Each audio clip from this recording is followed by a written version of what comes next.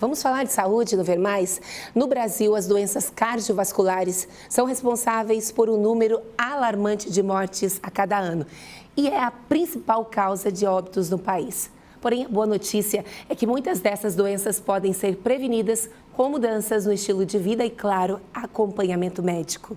Para entender melhor como cuidar do coração e prevenir essas doenças, nós vamos conversar hoje com o cardiologista, Dr. Marcelo Saraiva, que vai nos explicar como ações podem fazer uma grande diferença na saúde cardiovascular.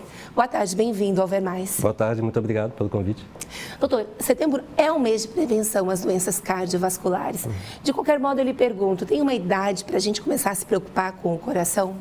Existe uma idade mágica a partir dos 40 anos. Então, a partir dos 40 anos é importante ter uma avaliação cardiológica, pelo menos a primeira vez ou a cada ano. Mas é claro que tem outros fatores. Principalmente uma família que tem muitos eventos, então uma família que tem infarto, tem AVC, né, derrame, ou sempre o colesterol é alto, ou começa com hipertensão arterial muito cedo. Então essas famílias é bom a pessoa já procurar um atendimento mais cedo, antes dos 40 anos, né, ou antes de ter os sintomas. Doutor, algumas vezes as pessoas falam de coração partido. Ah, ele partiu meu coração, né? E eu gostaria de perguntar, coração dói? Coração dói. É engraçado porque isso é uma história, muita gente acredita que não, mas o coração dói, né? Tem até o nome, né? A dor do coração é angina. Então dói sim e aliás é um fator de alerta muito importante. E como isso se manifesta no corpo? Como que é essa dor no coração? Geralmente é uma dor no meio do peito, né? Pode ser em aperto, queimando, pode ser um desconforto. Pode ou não irradiar para o braço, para os dois braços, para o pescoço, para a mandíbula. Geralmente acontece no esforço, então a pessoa vai caminhar, subir escada, subir o morro, fazer algum esforço e sente essa dor, esse desconforto, ou mesmo falta de ar. Ela percebe que o esforço que ela fazia bem, ela não consegue fazer mais bem, não consegue fazer direito, né? Então isso tem que ser avaliado, isso pode ser um sinal de alerta, né? Pode ser um sinal de que alguma coisa vai acontecer e quanto antes a gente conseguir ver, quanto antes a gente conseguir abordar, interferir nesse processo, menos risco, né, vai ter. É porque muita gente também sente ansiedade, que causa, né, aquele desconforto no peito e tal. Então tem que ficar atento porque às vezes não é um sintoma sozinho, é uma combinação. Sim. A dor no peito, a dor no braço, pode indicar que algo está acontecendo. Sim, é por isso que nessas horas é importante ter a avaliação do médico, né? Porque ansiedade, doenças gastrointestinais, né? Então, doenças da vesícula, do esôfago podem dar dor bem semelhante.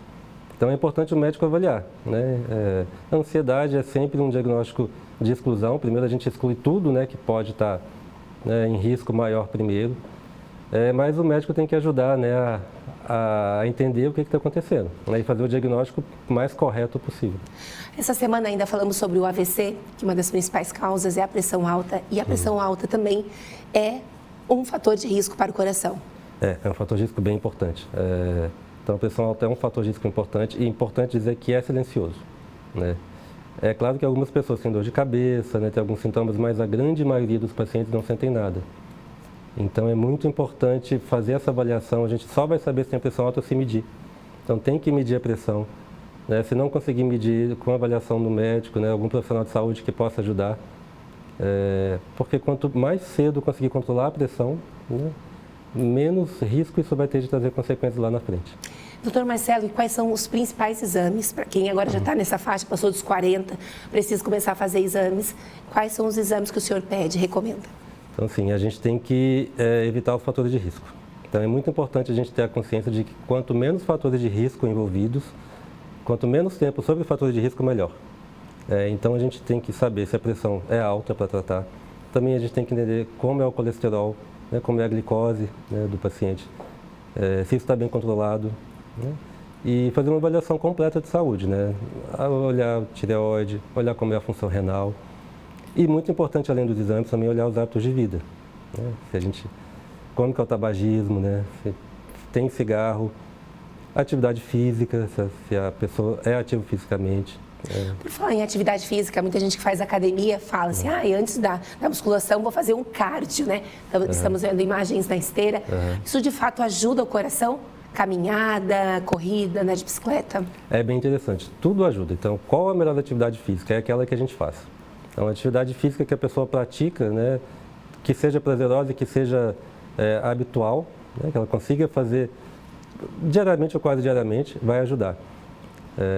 Quanto melhor, quanto mais completo for, melhor. Se ele puder fazer uma atividade de força, vai ajudar muito a parte metabólica, a parte cardiovascular, que é o exercício aeróbico, a esteira, a bicicleta. É o exercício que vai trabalhar o coração, vai reduzir o risco ao longo do tempo. Então, se conseguir fazer tudo em conjunto, melhor. Se conseguir fazer um ou outro, o que eu conseguir fazer é o que é importante para reduzir o risco. Doutor, eu quero fazer assim uma observação para quem gosta de tomar energético. Faz mal para o coração? Não é todo mundo que tolera, né? A gente da cardiologia vê casos de arritmias, né? De ansiedade, palpitação, então isso aumenta bastante. Não só energético, pré-treinos, né? Em academia é muito comum. Então tudo isso aumenta muito esses sintomas e tem risco para as pessoas que têm predisposição, né? Aumenta o risco de arritmias. Então alertas importantes.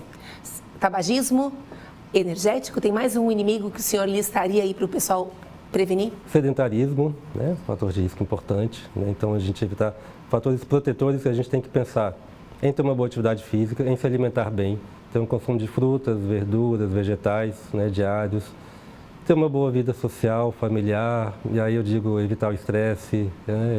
Então a parte emocional afeta o coração. Afeta, também é importante, né? Então ter uma boa noite de sono, dormir bem. Porque às vezes a mãe diz, você vai me matar do coração, então não é exagero, não é força de expressão. Não, é exagero.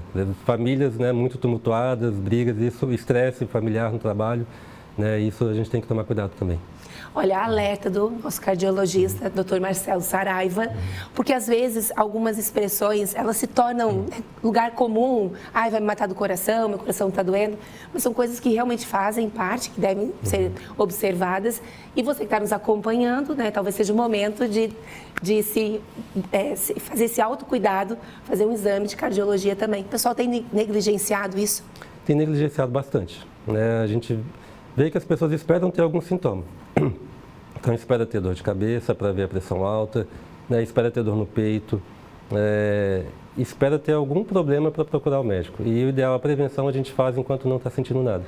Eu sempre brinco com os pacientes que a prevenção é igual a poupança para a gente se aposentar. Quanto mais cedo a gente começa, melhor. Então, se a gente se preocupar com isso e trabalhar isso mais cedo, bem melhor. Quanto mais tempo a gente esperar e deixar passar, mais trabalho a gente vai ter para recuperar o tempo. Maravilha. Dr. Marcelo Saraiva, muito obrigada pela sua presença aqui no Ver Mais. E eu agradeço.